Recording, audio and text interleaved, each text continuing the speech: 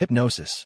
When most people hear the word hypnosis, they imagine stage tricks or swinging pocket watches. But in reality, hypnosis is a measurable, altered state of consciousness where focus becomes razor-sharp and imagination grows more vivid.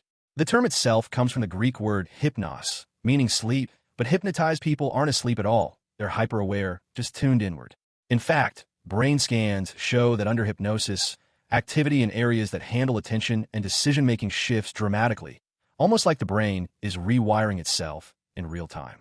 About 10 to 15% of people are considered highly hypnotizable, meaning suggestions can deeply influence their thoughts, sensations, or even memory. That's why hypnosis has been used medically for reducing pain, breaking addictions like smoking, treating phobias, and even during surgeries without anesthesia.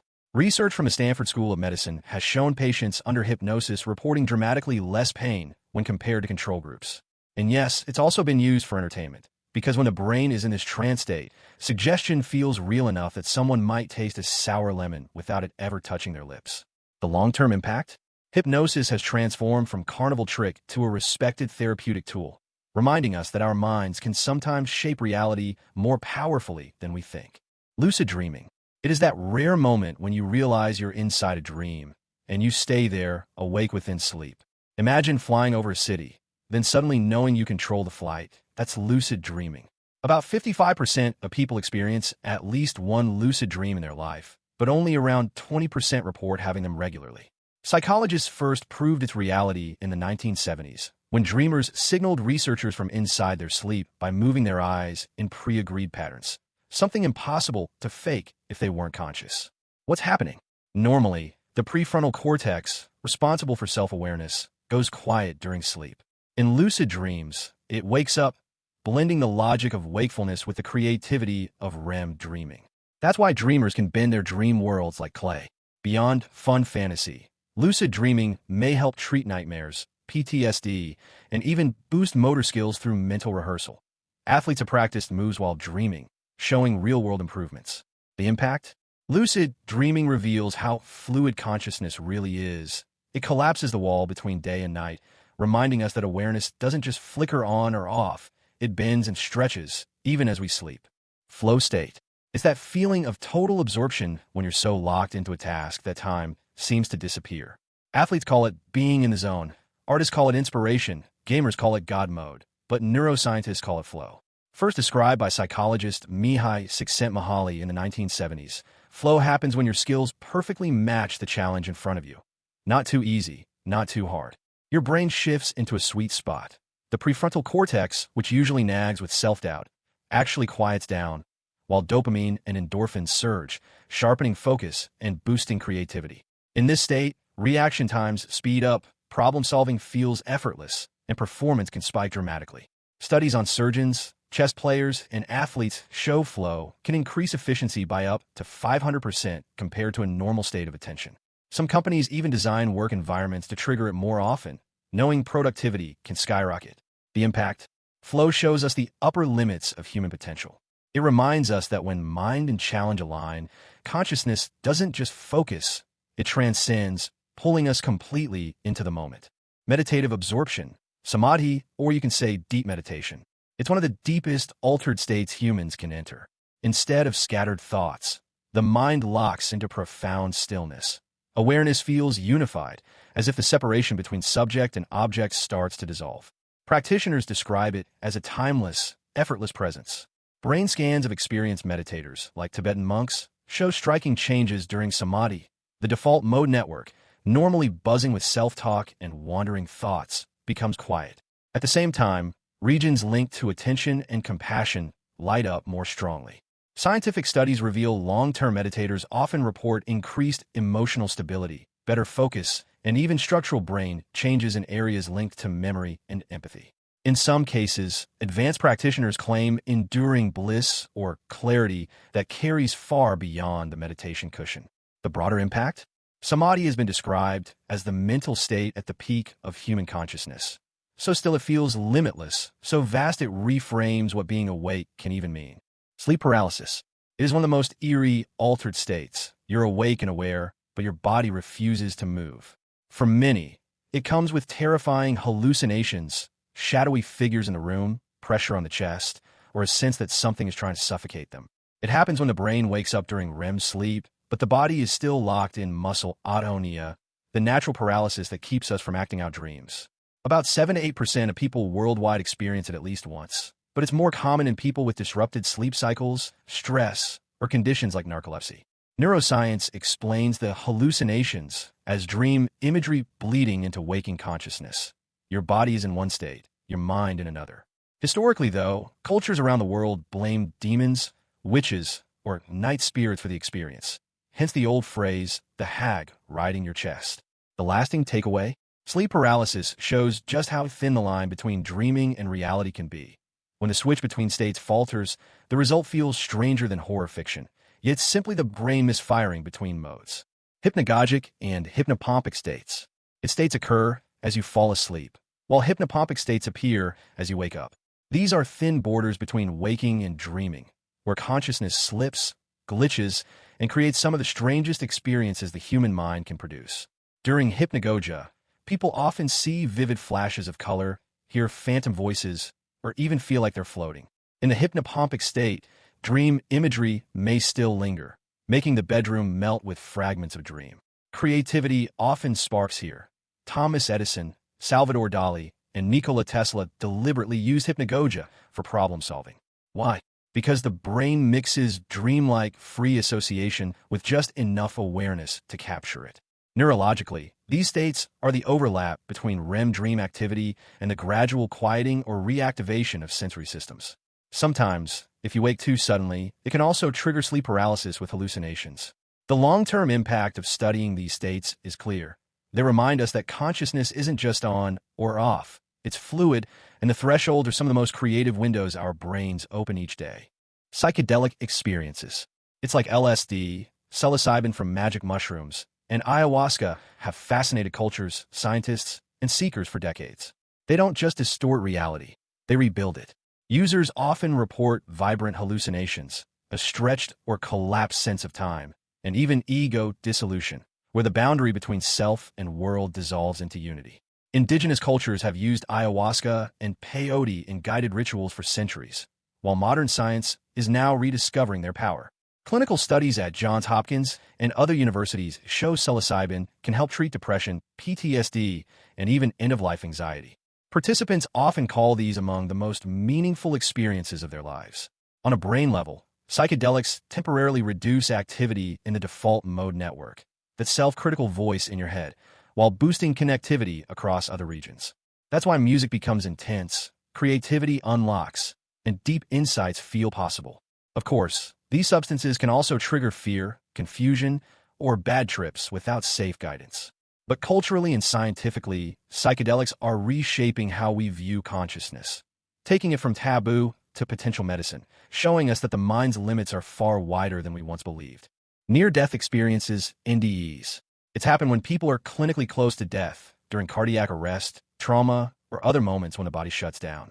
Survivors often report remarkably similar patterns: tunnel vision, bright lights, a life review, floating out of the body, or even meeting entities or deceased relatives. Surveys suggest about 10 to 20% of people who nearly die report some form of NDE. The consistency of reports across cultures has sparked fierce debate. Are these glimpses of an afterlife or just the brain under extreme stress? Researchers suggest surges of neural activity, lack of oxygen, or neurotransmitters like endorphins can produce out-of-body sensations and visions. Yet, others argue the vividness of NDEs feels too real to be dismissed as random chemistry. The impact is profound. Many who undergo NDEs lose their fear of death, develop greater empathy, or even change careers and relationships after the event. Whether spiritual or neurological, NDEs challenge our assumptions about the boundary between life and death by showing that consciousness, at its edges, plays by mysterious rules. Out-of-body experiences, OBs. An out-of-body experience is the strange sensation of leaving your body and observing yourself from above, or even traveling to other locations. Surveys suggest around 10% of people will report an OB at least once, often during trauma, intense fatigue, or meditation. Historically, many cultures understood OBs as astral projection, the soul leaving the body. But neuroscience offers other ideas, stimulating the temporoparietal junction, a brain area responsible for orientation and self-location, can recreate OBE-like illusions in lab settings. Trauma, anesthesia, and near-death states are also known triggers. What makes them so powerful is their realism.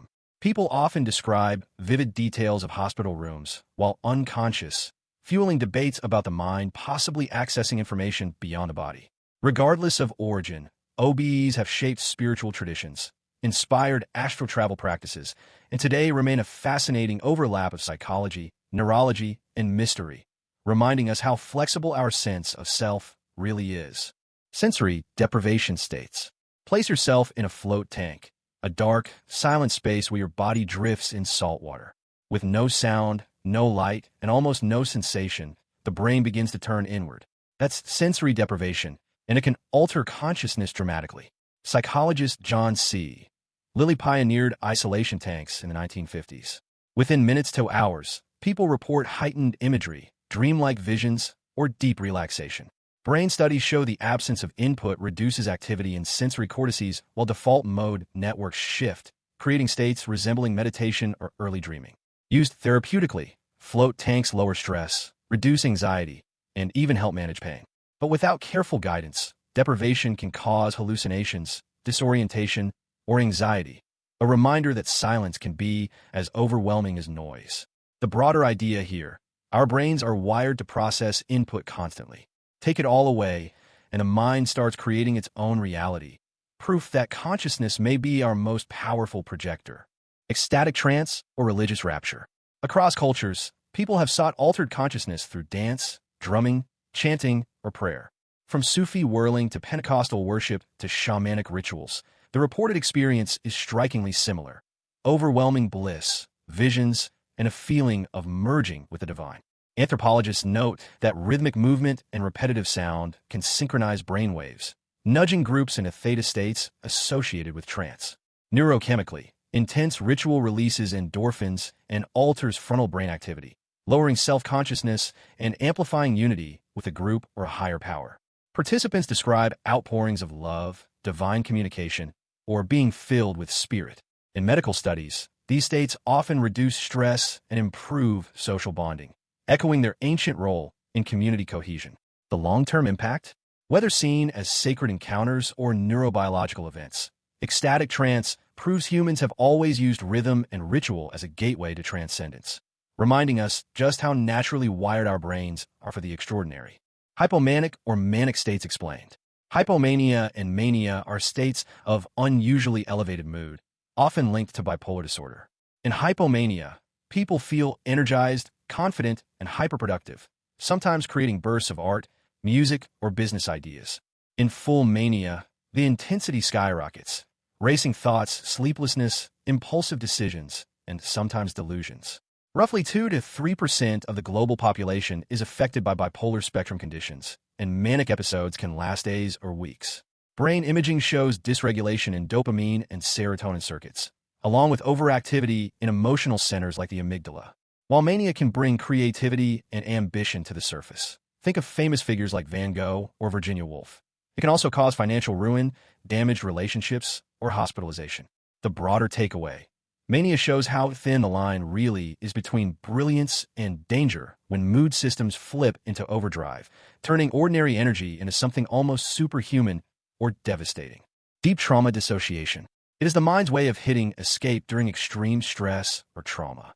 People may feel detached from their body, like they're watching themselves in a movie, or as if time has stopped. For many survivors of violence or abuse, it's the brain's emergency system to shield them from unbearable pain.